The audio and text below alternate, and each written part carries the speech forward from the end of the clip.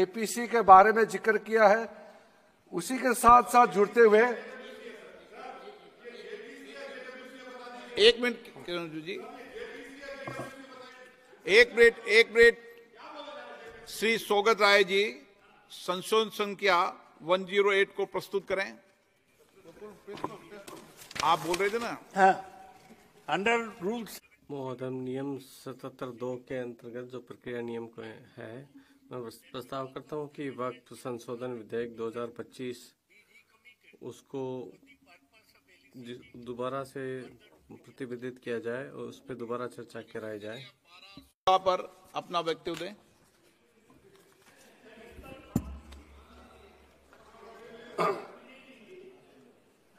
आपका जो जब मैं ओपनिंग करूंगा उसका भी जवाब आएगा, और बाकी अमेंडमेंट तो आखिरी में आता ही है।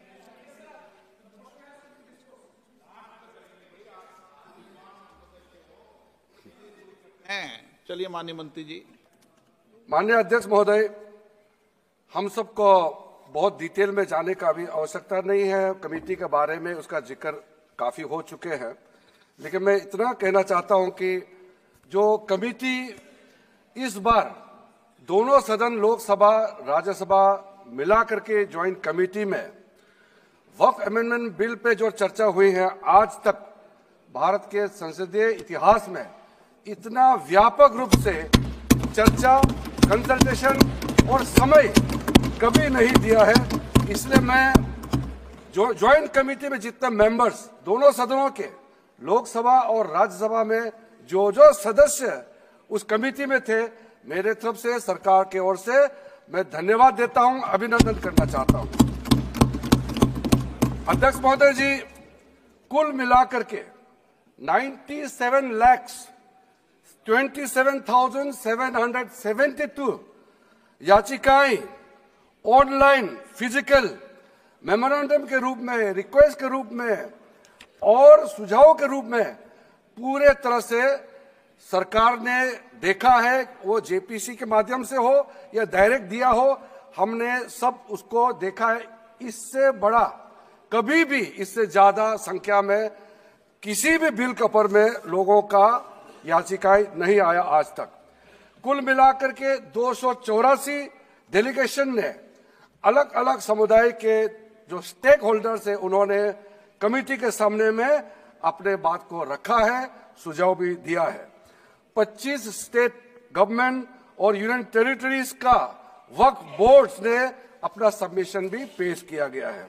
इसके अतिरिक्त कई लीगल लुमिनरीज, विद्वान लोग हैं हमारे समाज में, कम्युनिटी लीडर्स हैं, अलग अलग धार्मिक संस्थाओं का प्रतिनिधि, charitable organisation, civil society, academicians, researchers, policy makers, सब ने इस कमेटी के सामने में पेशकश किया है। उसके साथ साथ मैं कहना चाहता हूं सर, आज जब मैं जो बात रखूंगा आपके सामने में, पिछली बार जब हमने ये प्रस्तुत किए थे बिल को इस सदन में, तब भी मैंने कई बातें बताई थी। आज मैं उसको नहीं दोहराते हुए कुछ बातें मैं जोड़ूंगा, और मुझे अपना बात रखने के बाद सिर्फ उम्मीद ही नहीं, पूरा यकीन है कि जो लोग इस बिल को विरोध कर रहे थे, वो हृदय में भी बदलाव होगा। पॉजिटिव सोच के साथ इस बिल में सब समर्थन करेंगे, ये मैं विश्वास के साथ आप आगे अपना बात रखना चाहता हूं। क्योंकि मैं पॉजिटिव नोट से बात रखना चाहता हूं, तो इसलिए एक मेरे जो मन की बात है मैं कहना चाहता हूं, तो इससे अच्छा संदेश जाए। किसी की बात कोई, अध्यक्ष महोदय, किसी की बात कोई बदगुमा ना समझे, इस जमीन का दर्द कभी आसमान ना समझेगा। ये मैं दिल से कह रहा हूं, क्योंकि अच्छा सोच के साथ, बड़ा दिल के साथ, खुले मन से मैं ये प्रस्ताव आपके सामने में पेश कर रहा हूं। सर, कई लोगों ने अपने अपने तरीके से बातें रखी हैं। किसी ने कहा ये प्रावधान अनकॉन्स्टिट्यूशनल है, गैर संवैधानिक है। किसी ने कहा ये इलीगल है, अनलॉफुल है। सर, ये बिल जो हम लोग जिक्र कर रहे हैं, कोई नया विषय नहीं है। आजादी से पहले ये बिल जब पहली बार मुसलमान वक्फ वैलिडेटिंग एक्ट पास किया गया था 1913 में, तब से इसका इतिहास शुरू होता है। उससे पहले प्रिवी काउंसिल ने 1894 में इनवैलिडेट किया था वक्फ अल औलाद को। बाद में उसका प्रॉपर लीगल फॉर्म में 1913 के बाद फिर 1923 में द मुसलमान वक्फ एक्ट लाया गया था, जिसमें अकाउंटिंग और ट्रांसपेरेंसी के बारे में ये जोर उसको देते हुए ये एक्ट पास किया गया था। उसके बाद 1930 में द मुसलमान वक्फ वैलिडेटिंग एक्ट लाया गया है, जो रीइंफोर्स करता है legal validity of the family waqf. परिवार में जो वक्फ होता है उसको जोड़ देते हुए ये बिल लाया गया है। उसके बाद आजादी के बाद 1954 में 1954 में वक्फ एक्ट पहली बार आजाद भारत का एक्ट बनी और उस समय स्टेट वक्फ बोर्ड का भी प्रावधान उसी 1954 एक्ट में प्रावधान किया गया था। उस समय से लेकर के कई संशोधन के साथ में 1995 में व्यापक रूप से ये वक्फ एक्ट बनी है। तो उस समय किसी ने नहीं कहा कि ये एक्ट अनकॉन्स्टिट्यूशनल है, किसी ने नहीं कहा उस समय ये अनलॉफुल है। आज जब हम उसी बिल को सुधार के ला रहे हैं, तब आपको ये अनकॉन्स्टिट्यूशनल अनलॉफुल का ये शब्द इस्तेमाल करने का आपको ये नौबत कैसे आया, ये सोच क्यों आया? अगर आप सच्चे दिल से सोचते और मन साफ होते तो आप तर्क पे जाते। इस संशोधन बिल में जो जो तर्क है आप उसमें बात कीजिए, आप उसको छोड़ के जो कोई लेना देना नहीं है बिल में, उसका बात आप लेकर के लोगों को गुमराह करने का, बरगलाने का काम जो किया है, उसको मैं शुरू में साफ करना चाहता हूं।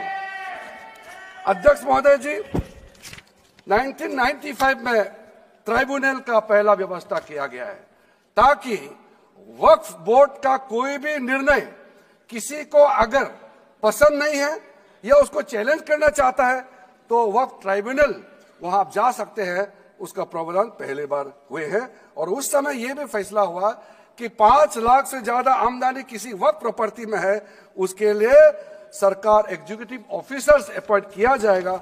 ये भी 1995 में शुरुआत की है। अध्यक्ष महोदय जी, ये आज एक ट्रिगर पॉइंट क्यों हुआ है? ये अमेंडमेंट बिल लाने का आवश्यकता सबसे ज्यादा शुरुआत कहां से हुई?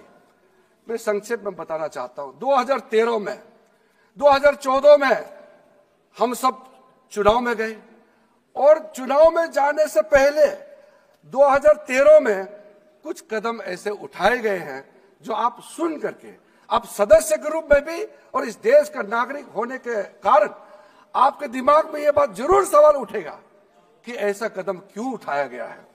सर, 2013 में पहला यह बदलाव हुआ कि इस देश में कोई भी आदमी, कोई भी इंसान, चाहे वो हिंदू हो, मुसलमान हो, सिख हो, ईसाई हो, पारसी हो, बौद्ध हो, जैन हो, वक्फ क्रिएट कर सकता है।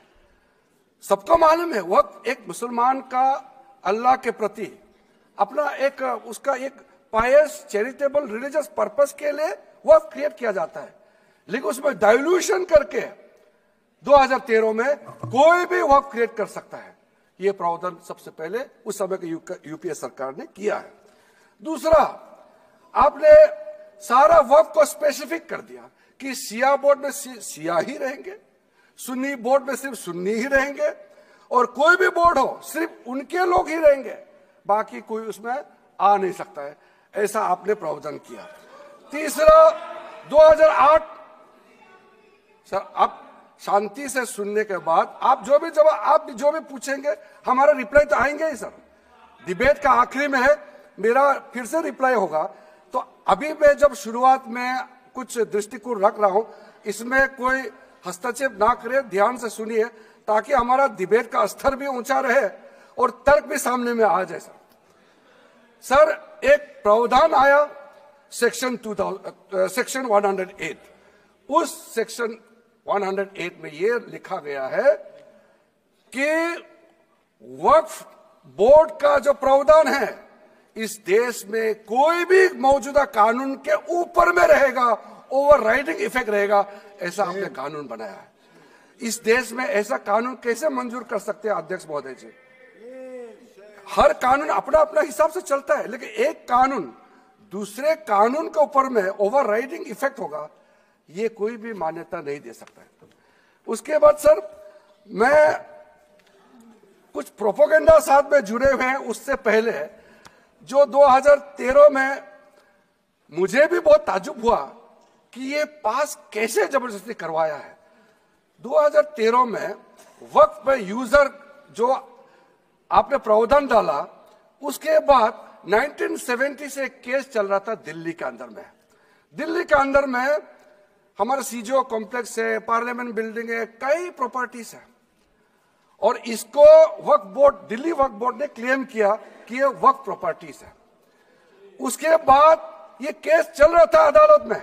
उस समय यूपीए सरकार ने पूरा सारा जमीन को डी नोटिफाई करके वक्फ बोर्ड को दे दिया। 123 प्रॉपर्टी। अगर आज हम ये संशोधन लेके नहीं आते तो जिस सदन में हम बैठे हैं, ये पार्लियामेंट बिल्डिंग, इसको भी क्लेम किया जा रहा था।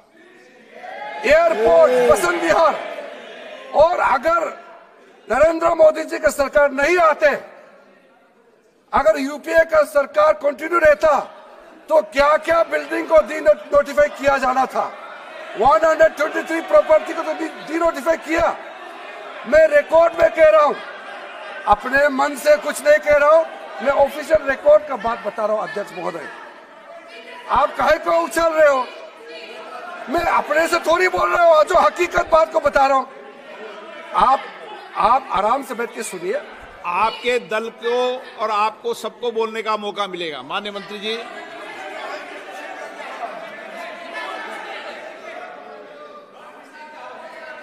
सर, मैं फिर से कह रहा हूं, मैं एक शब्द अपने ओर से नहीं कह रहा हूं। जो घटना है, जो हकीकत है, यही कह रहा हूं। इनको इसमें इतना उछालने का, उत्तेजित होने का कोई मतलब ही नहीं है सर। अध्यक्ष महोदय,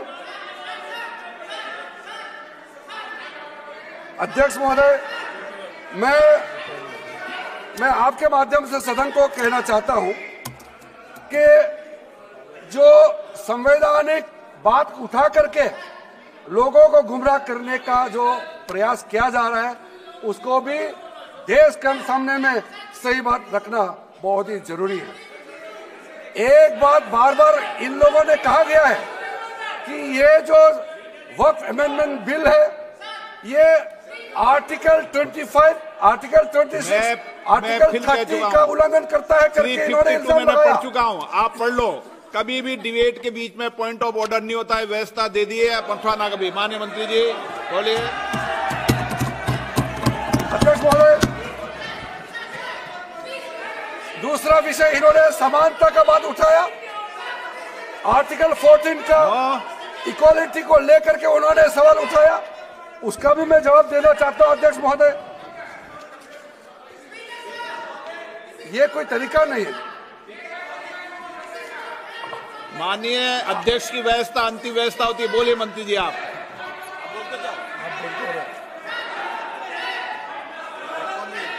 अध्यक्ष महोदय, क्योंकि मेरा कान खुला हुआ है तो ये डिस्टर्ब हो रहा है मुझे।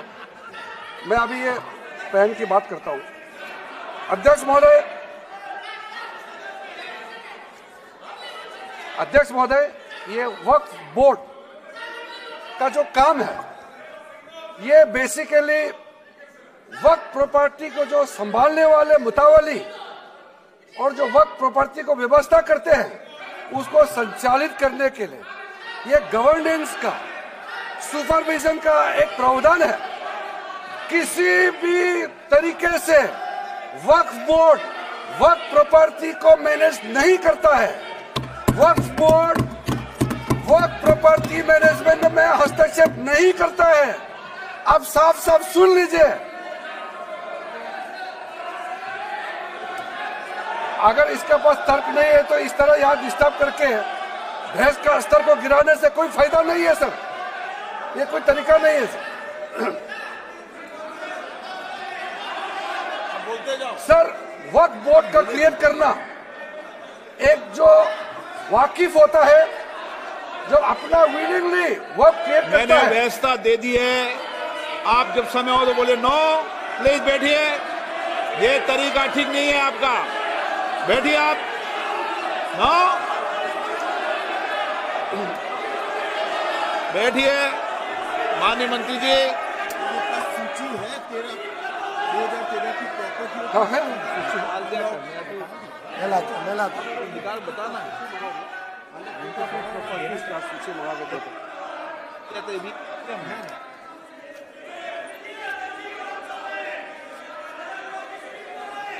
अध्यक्ष महोदय, सबको बोलने का मौका मिलने वाले हैं, तो कम से कम बात को शांति से सुनने के बाद आप अपना बात रखिए। ये कोई तरीका नहीं होता है सर।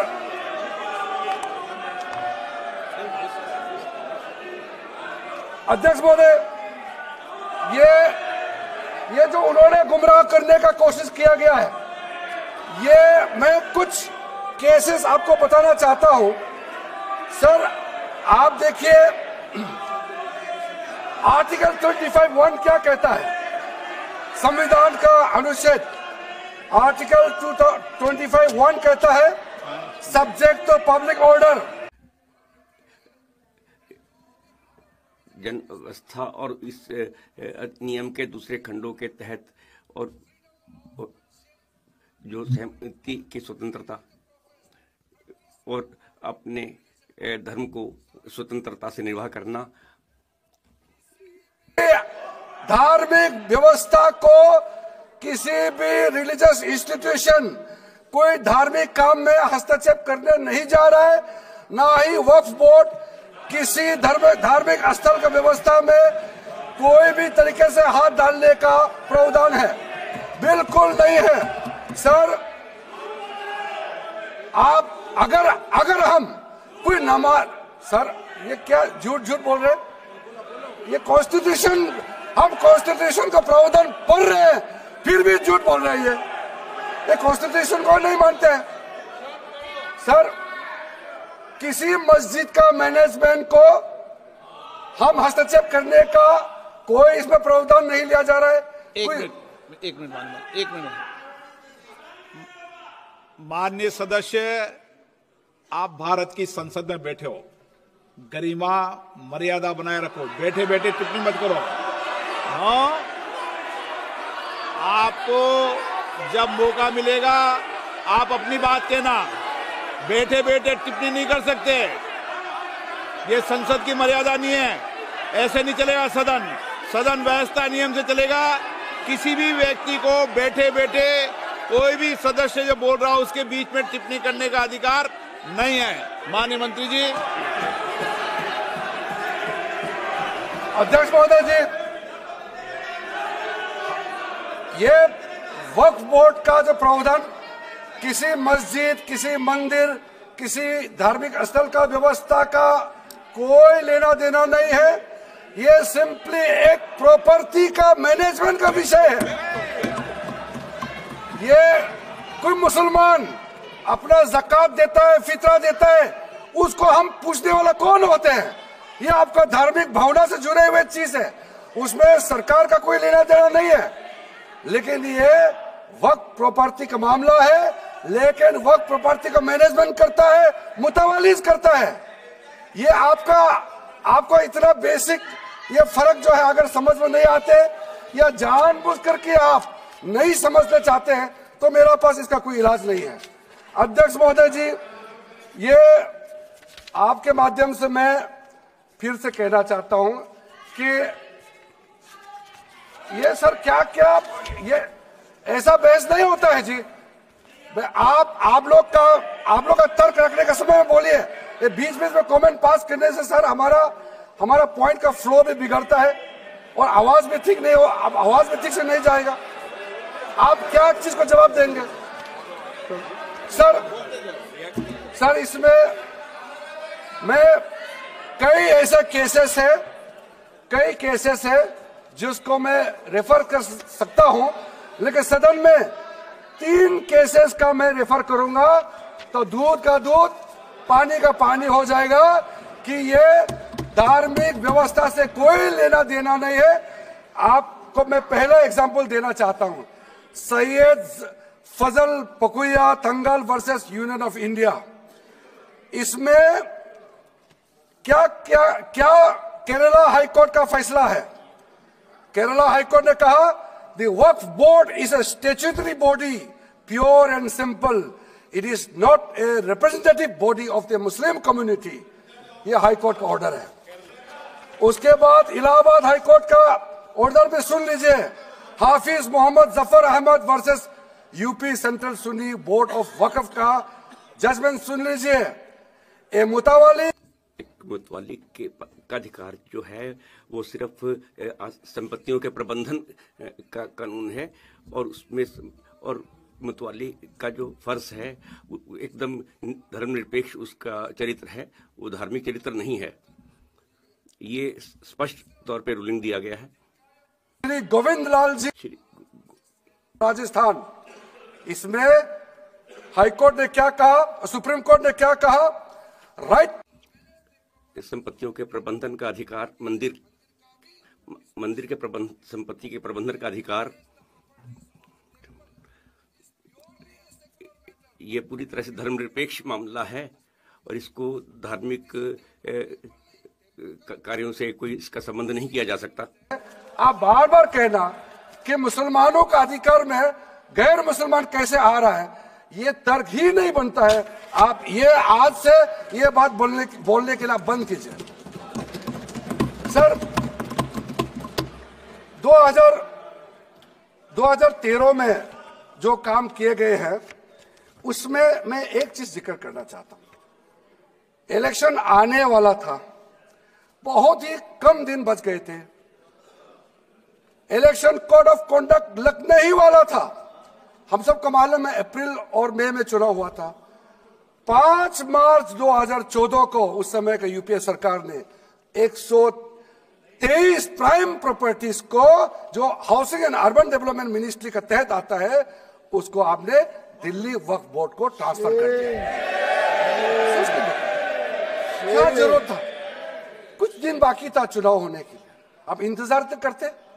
आपने सोचा ये करके वोट मिलेंगे, लेकिन आप तो चुनाव तो हार गए, तो फायदा क्या हुआ? ऐसा काम करने से वोट नहीं मिलता है। इसलिए लोग इंटेलिजेंट है, हमारे देश के लोग समझदार है, इसलिए वोट बैंक का राजनीति के बिना हम अच्छे सोच के साथ में आज इस सदन में फिर से आए हैं। कुछ एनोमलीज है इस बिल में, तो इसको बदलना जरूरी था। मैंने एक पहले भी इसका जिक्र किया था कि आपने कहा कोई भी हिंदुस्तानी, कोई भी भारतीय वक्फ क्रिएट कर सकता है। वो 95 में ऐसा नहीं था, आपने 13 में बदलाव किया, उसको हमने फिर से 1995 का प्रावधान को फिर से रिवाइव करते हुए ये हमने जोड़ा है कि वक्फ वही क्रिएट कर सकता है जो मिनिमम 5 साल इस्लाम को प्रैक्टिस करता है। बहुत साफ साफ शब्दों में प्रावधान रखा है। सर, जो वक्फ बोर्ड बने हैं हम उसको बहुत ही सेकुलर, इंक्लूसिव बनाना चाहते हैं। आपका पुराना प्रावधान को हटा करके अब हमने कहा है कि वक्फ बोर्ड में शिया भी रहेंगे, सुन्नी भी रहेंगे, बोहरास भी रहेंगे, आगा कानिस भी रहेंगे, मुसलमानों में जो बैकवर्ड है, पिछड़े लोग हैं वो भी रहेंगे, और साथ साथ में महिला भी रहेंगे और एक्सपर्ट नॉन मुस्लिम भी रहने का प्रावधान रखा गया है। सब स्वागत करना चाहिए, इसको किसी को आपत्ति होने का कोई जरूरत नहीं है। उसके बाद सर मैं थोड़ा सा इसको विस्तार करके बताना चाहता हूं।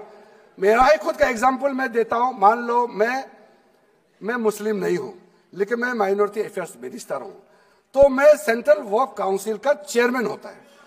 तो मेरे होने के बावजूद उसके बाद टोटल 4 नॉन मुस्लिम हो सकता है वक्फ बोर्ड, वक्फ काउंसिल में मेंबर, और उसमें मैक्सिमम 4 नॉन मुस्लिम के साथ साथ में 2 महिला कंपलसरी है, 2 महिला होना ही चाहिए सर। उसके बाद सर स्टेट अभी आप पूरा वक्फ बोर्ड देख लीजिए, महिला कहाँ है? महिला को भी रखा ही नहीं है, वो सिर्फ बातें करते हैं सर। 22 सर मैं स्पेसिफिक बताना चाहता हूं, सेंट्रल वर्क काउंसिल में टोटल 22 मेंबर्स में 4 नॉन मुस्लिम से ज्यादा मेंबर नहीं हो सकते हैं। एक्स ऑफिशियो के पद को मिला करके 3 मेंबर ऑफ पार्लियामेंट होगा। मेंबर ऑफ पार्लियामेंट तो किसी धर्म का हो सकता है। जब इलेक्शन करते हैं तो कोई भी धर्म का मेंबर ऑफ पार्लियामेंट या एमएलए बन सकते हैं सर। 10 मेंबर मुस्लिम कम्युनिटी से होगा, 2 फॉर्मर जजेस होंगे सुप्रीम कोर्ट और हाई कोर्ट के, 1 advocate of national eminence member रहेंगे, 4 persons of national eminence from various field, अलग अलग क्षेत्रों से विशेषज्ञ रहेंगे। एडिशनल सेक्रेटरी या joint secretary to the government of India उसमें रहेंगे। आउट ऑफ 10 मुस्लिम में 10 मुस्लिम सदस्यों में से ये हमने प्रावधान रखा है। और स्टेट बोर्ड में आउट ऑफ 11 मेंबर्स 11 सदस्यों में से मुस्लिम नहीं हो सकता है। एक्स ऑफिसर को मिलाकर के 1 chairperson, 1 MP, 1 MLA, 4 members from Muslim community, 2 members with professional experience, 1 member of bar council and joint secretary to the state government से बार काउंसिल का, और 1 जेएस जो कि वक्फ मैटर से जूझ रहा हो। 4 मुस्लिम सदस्यों में से जो 2 हैं वो महिलाएं होंगी, ताकि हमारे बहनों को किसी तरीके से दरकिनार नहीं कर सके। वक्फ एक सर हमने जो नया प्रावधान रखा है उसमें जितना भी जो आर्बिट्रेरी प्रोविजन जो जरूरी नहीं था उसको हमने सामान्य रूप से देश में और जितना कानून है उसको मिलाते हुए मुख्य रूप से ट्रांसपेरेंसी इन वक्फ मैनेजमेंट, सर्वे को अपडेट करने के लिए जो पहले इनसफिशिएंट प्रोविजन था, इसमें वक्फ लैंड रिकॉर्ड्स वगैरह में महिलाओं का इनहेरिटेंस राइट्स, बच्चों का राइट, और साथ साथ में कई हजारों केसेस पेंडिंग है ट्राइब्यूनल और कोर्ट्स में, उसको सेटल करने के लिए जो आज लगभग 10,000 से भी ज्यादा केसेस जो पेंडिंग था और कुछ सालों के अंदर में 13 से 30,000 तक 30,000 केसेस पेंडिंग हो चुके हैं, उसको सरलता से सुलह करने के लिए हमने रास्ता खोजा है। एक चीज बार बार आप लोग कहते हैं, हमारे पक्ष के लोग हो या उस साइड के पक्ष के लोग हो या जो सदन से बाहर है, वो एक वक्तव्य देते रहते हैं, मैं उसको सुधारना चाहता हूं। ये कहते हैं कि हमारा देश में लैंड बैंक जो है वक्फ बोर्ड के पास 3rd लार्जेस्ट है। पहला रेलवे, इंडियन रेलवे, फिर इंडियन आर्मी मतलब इंडियन डिफेंस का, और फिर कहता है वक्फ बोर्ड के पास जमीन है। मैं उसको सुधारना चाहता हूं। सर आप भी तो ट्रेन में चलते हैं, हम लोग भी ट्रेन में चलते हैं, हजारों किलोमीटर ट्रेन का पटरी लगा हुआ है, स्टेशन बना हुआ है। वो ट्रेन का पटरी लगा हुआ है, वो रेलवे का प्रॉपर्टी थोड़ी है, ये तो देश का प्रॉपर्टी है। हम लोग सब चलते हैं उसमें। इसको आप कैसे लगा सकते हैं कि रेलवे के पास इतना है, वक्फ बोर्ड के पास इतना है? वो देश का प्रॉपर्टी है। हमारा डिफेंस के पास कहता है कि 2nd लार्जेस्ट है।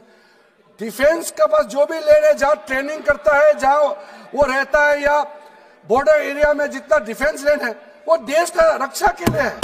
उसको आप कैसे वक्फ प्रॉपर्टी के साथ आप तुलना कर सकते हैं? वक्फ प्रॉपर्टी प्राइवेट प्रॉपर्टी होता है सर। तो इसलिए दुनिया में सबसे ज्यादा वक्फ प्रॉपर्टी हिंदुस्तान में है। सिर्फ हमारा देश में ही नहीं, दुनिया का सबसे बड़ा और सबसे ज्यादा वक्फ प्रॉपर्टी हिंदुस्तान में है। तो फिर ये क्यों है 60 साल तक आप सरकार में रहे हैं, हमारे देश में मुसलमान इतना गरीब क्यों है? जब दुनिया का सबसे ज्यादा वक्फ प्रॉपर्टी हमारा देश में है, तो हमारे गरीब मुसलमानों का पढ़ाई के लिए, मेडिकल ट्रीटमेंट के लिए, स्किलिंग के लिए, इनकम जनरेशन के लिए क्यों काम नहीं हुआ आज तक बताइए।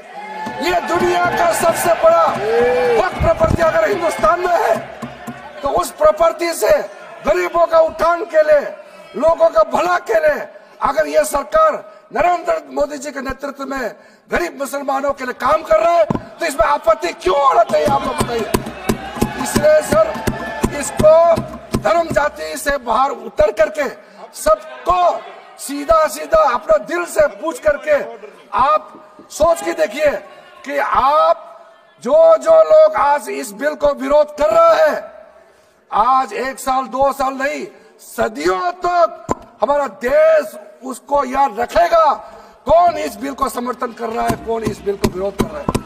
आज चंद वोट के लिए, सत्ता के लिए हमारे मुसलमानों को आपने 70 साल से ज्यादा वोट बैंक बना करके गुमराह किया है, कितना और गुमराह करना चाहते हैं। अब हमारा देश में वोट बैंक का राजनीति नहीं चलेगा। इसलिए मैं कहना चाहता हूं जब हमारा देश में इतना वक्त प्रॉपर्टी है तो इसको हम बेकार में पड़ा रहने नहीं दिया जा सकता है। गरीब मुसलमानों के लिए, आम मुसलमानों के लिए इस्तेमाल करना ही पड़ेगा। उसके लिए आज का ये वक्त संशोधन बिल जरूरत है। अध्यक्ष महोदय जी, हमारे अपने वामसी पोर्टल में, हमारे मंत्रालय के वामसी पोर्टल में हमने रिकॉर्ड देखा है। सचर कमेटी जो आपने बनाया है 2006 में, उन्होंने भी ये बारे में काफी डिटेल में जिक्र किया हुआ है। सर 2006 में 4.9 लाख वक्फ प्रॉपर्टी था और उसका इनकम कितना था मैं बता दूं आंकड़ा सर, आप कहेंगे 4.9 लाख वक्फ प्रॉपर्टी में टोटल इनकम था 163 करोड़। कौन खाते थे? 163 करोड़। और आपने 2013 में बदलाव करने के बाद आज इनकम कितना बढ़ा है वो भी मैं बता देता हूं, हो गया 166 करोड़। 3 करोड़ बढ़ा है। कैसे मंजूर कर सकता है हम लोग इस महान सदन में बैठ करके?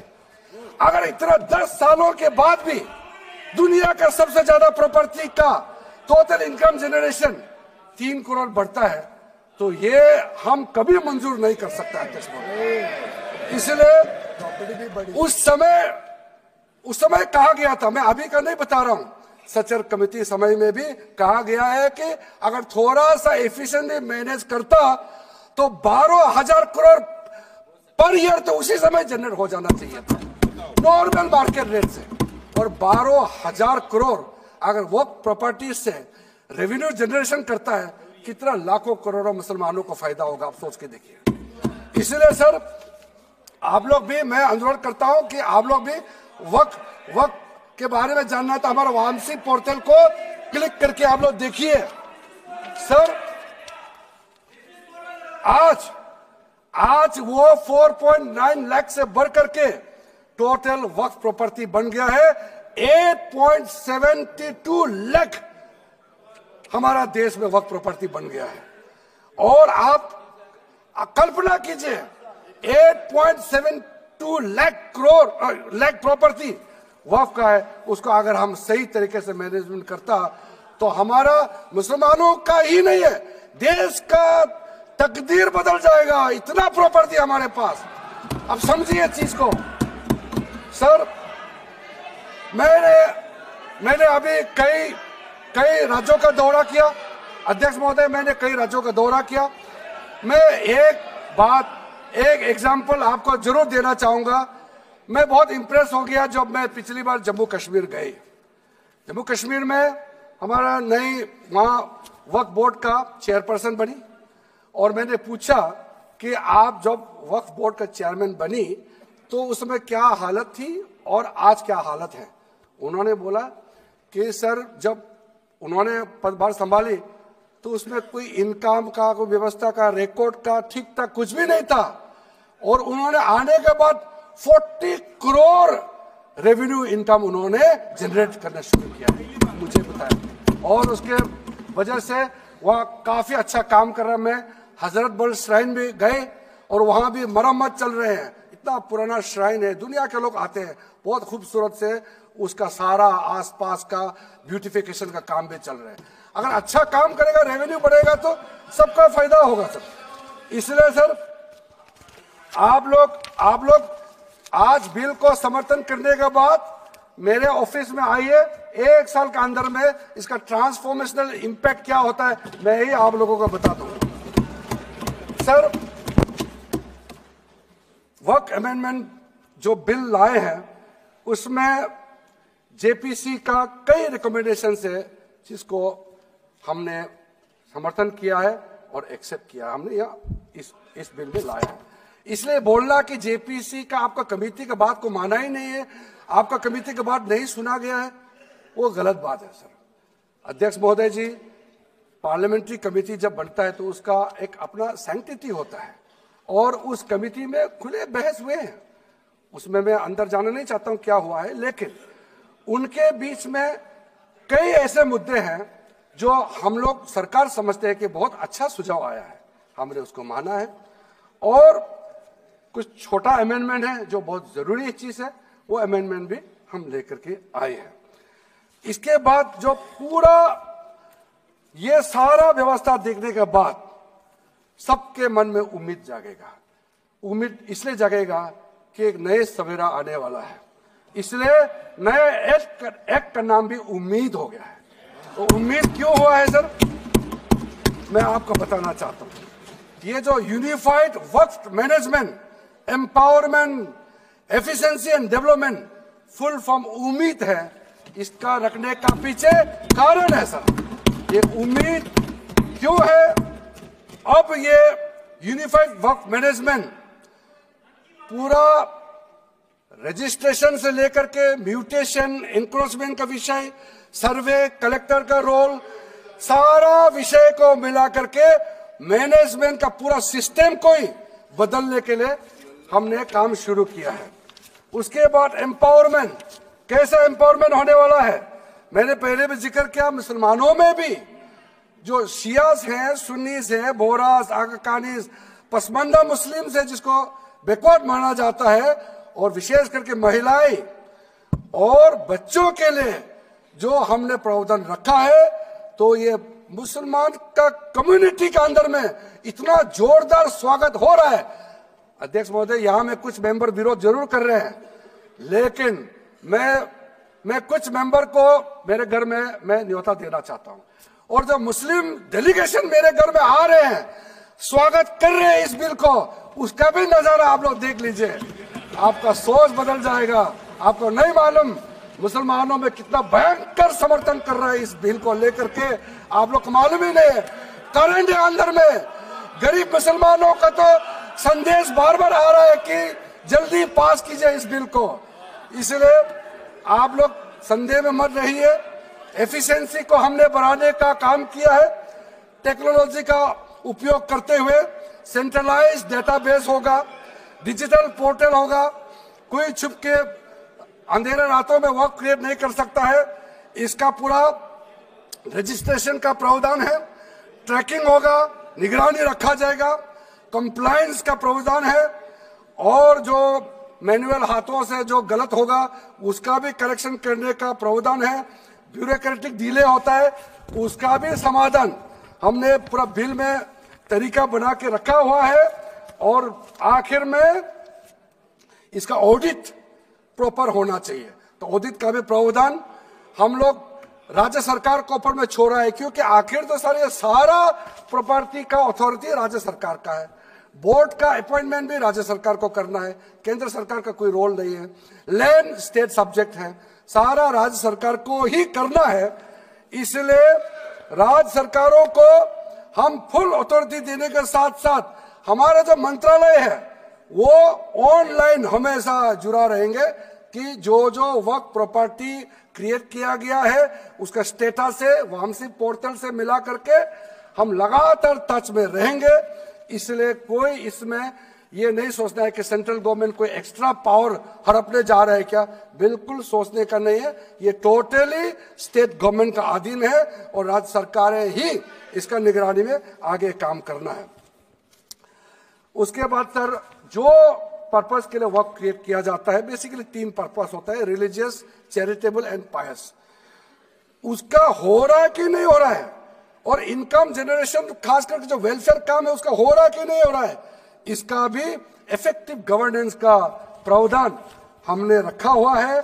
और साथ साथ सर, मैं आपको इस उम्मीद के साथ साथ ये कहना चाहता हूं कि जो रिफॉर्म्स हमने जो लाए हैं और साथ साथ में जो प्रावधान कुछ बदलाव हमने आपको बहुत शॉर्ट में बताया, क्योंकि डिटेल में तो मैं रिप्लाई तो करूंगा ही, इसमें अगर आपको लगता है कि हमको अगर इनकम जनरेशन करने के लिए, वक्त प्रॉपर्टी को बेहतर इस्तेमाल करने के लिए क्या करना चाहिए, जब हम इसका सबऑर्डिनेट लेजिस्लेशन के माध्यम से रूल्स बनाएंगे, आपका सुझाव हम खुले दिल से स्वागत करेंगे।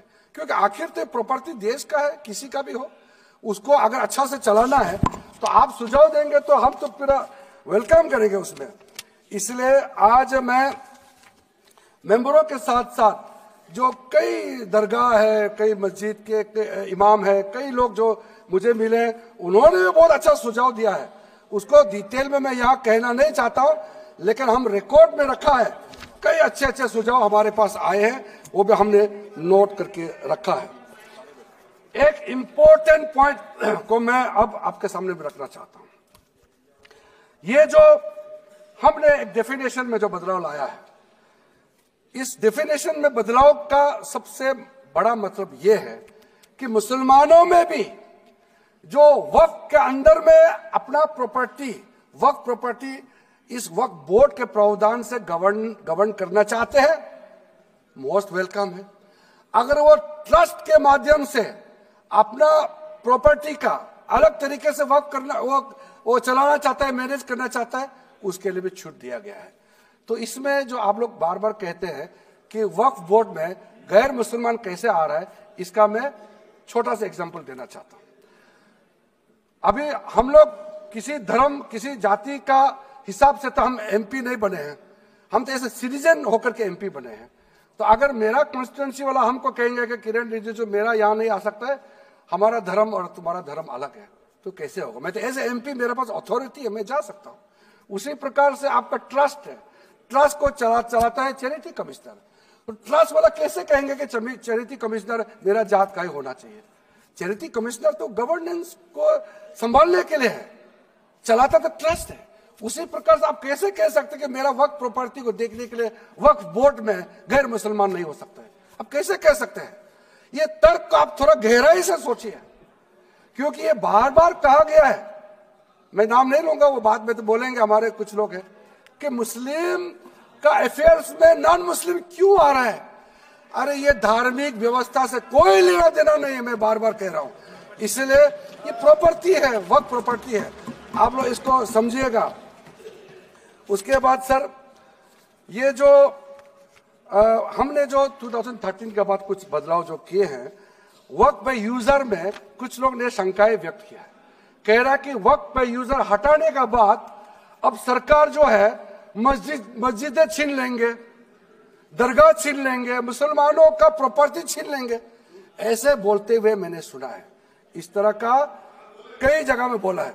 मैं इसमें साफ साफ कहना चाहता हूं, हम लोग सब हर किसी ना किसी राज्य से आते हैं। We all belong to each and every part of our country, we are together, we may belong to different states and union territories.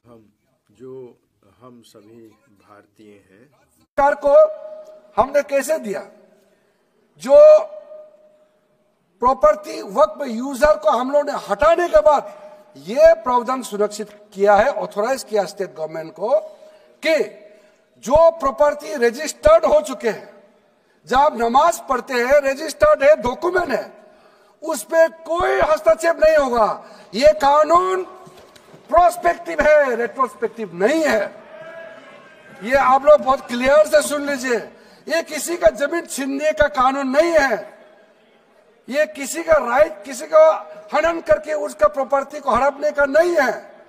राज्य सरकारों को अधिकार दिया गया है कि जो ऑलरेडी रजिस्टर्ड है उसका तो कोई डिस्प्यूट नहीं है, लेकिन जो डिस्प्यूटेड है, जो कोर्ट में पेंडिंग है, उसको हम यह कानून बना के कैसे हटा सकते हैं? कोर्ट का पावर को तो हम ले नहीं सकते सर। इसलिए यहां बार बार ये लोग माइक बजा बजा करके झूठ 100 बार भी बोलो, कुछ होने वाला नहीं है। सिटीजनशिप अमेंडमेंट बिल जब लाया गया था, वही लोग हैं जिन्होंने कहा था कि सिटीजनशिप अमेंडमेंट बिल पास होकर एक्ट बन जाएगा तो मुसलमानों का हक छिन जाएगा, उनका नागरिकता खत्म हो जाएगा। आज सीए लागू हो गया, बताइए किसी मुसलमान का अधिकार छीना है? किसी मुसलमान का नागरिकता छीना है? बताइए, क्या आप माफी मांगेंगे? आपने देश भर में घूम घूम कर झूठे बातें फैलाया, आज आप साबित हो गया कि आपने झूठ बोला था, लेकिन आज आप माफी मांगने का भी हिम्मत नहीं रखते हैं। जिगर थाम के आप लोग सुनिए, ये आप आज दोबारा आप मिसलीड करेंगे, गलत बातें करेंगे तो फिर मुंह खाना पड़ेगा आपको। फिर कोई और बिल लेके आएंगे, फिर मैं आपका पर्दाफाश करेंगे फिर से। इसीलिए सर हम लोग तर्क पे जाइए, पॉइंट पे जाइए।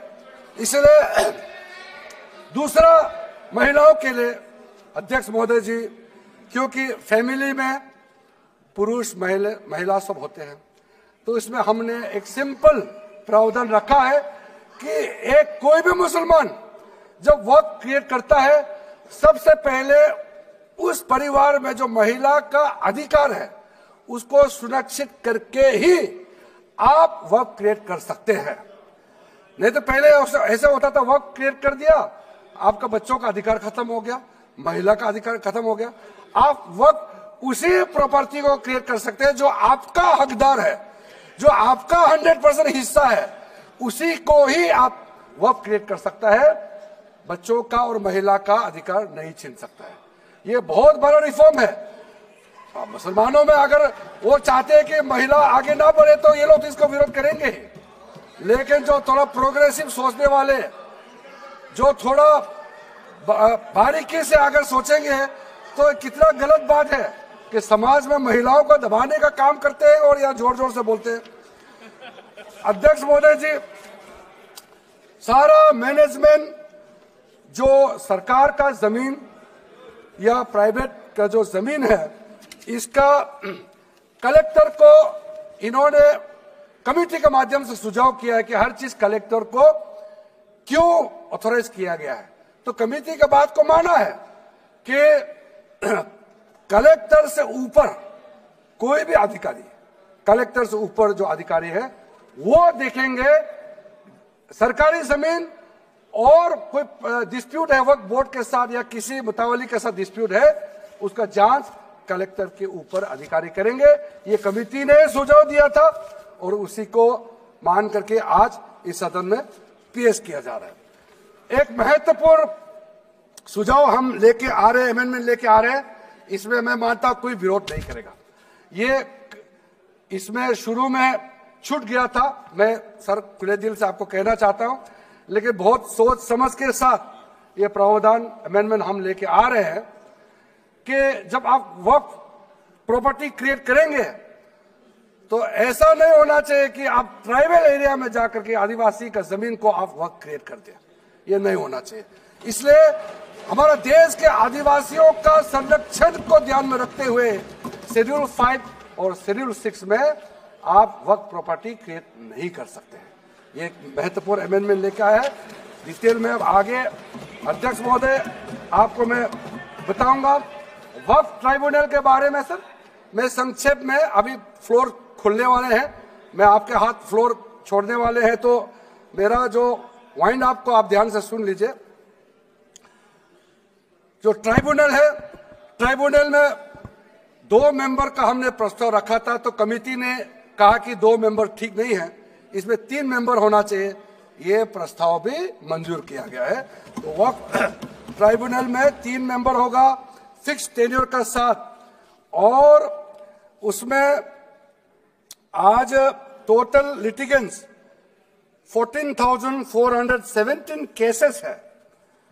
आप सोच के देखिए, तो ट्राइब्यूनल में जल्दी जल्दी केस डिस्पोज हो, 3 मेंबर्स का ट्राइब्यूनल बनाया गया है।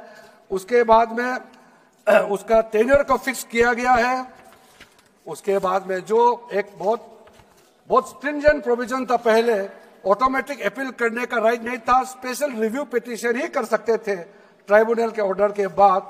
तो आज हमने एक अच्छा सोच के साथ खुला मन से ये कहा है कि अब अगर आप वक्फ बोर्ड का निर्णय से खुश नहीं है, वक्फ ट्राइब्यूनल का निर्णय से खुश नहीं है, तो आप अदालत जा सकते हैं। ये रास्ता भी हमने खोल दिया है।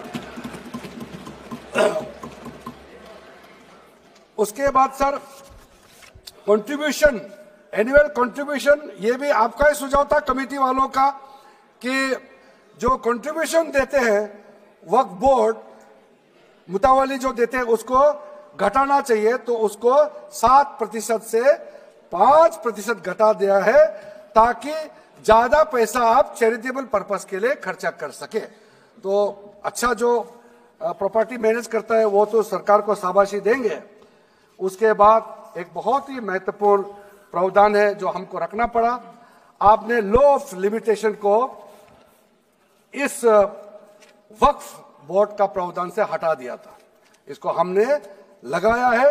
तो अब तो मालूम है the limitation act of 1963 will now apply to the waqf property claims from the date of commencement of this act aiming to reduce prolong litigation. ये बहुत बड़ा मैं मानता हूं एक कदम उठाया है।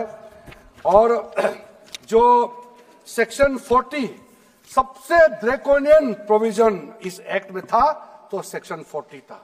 सेक्शन 40 के तहत वक्फ बोर्ड, आप लोग बार बार कहते ना ये ऐसा नहीं है, ऐसा ही है। सेक्शन 40 में किसी भी जमीन को आप वक्फ प्रॉपर्टी डिक्लेयर कर देता था, वो प्रॉपर्टी को हमने हटा दिया है।